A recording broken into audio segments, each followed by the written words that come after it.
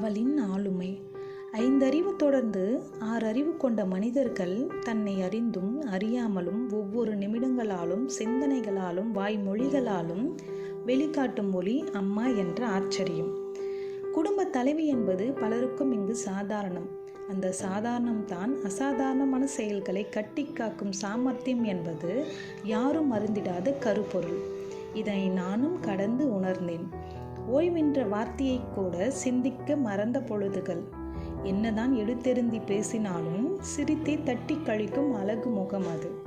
அத்தை, மாமா, கணவர், குழந்தைகள் என அவரவர் தேவைகளை பூர்த்தி செய்யும் அவளின் ஒரு வேளை உணவை கூட மறந்திருப்பாள் அவளின் அன்றாட வேலை சுமைகளில்.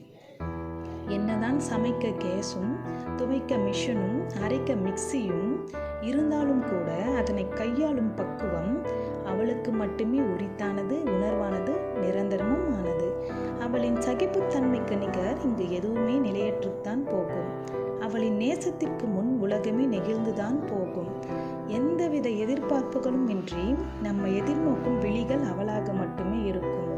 ஏன், நம் நிரந்தர உறக்கத்திற்கு கூட அவளின் நினைவுகளே நம்மை நித்திரைக்கு ஆழ்த்திடும் ஆளுமை. அவள்தான் அம்மா என்ற உயிர்மை.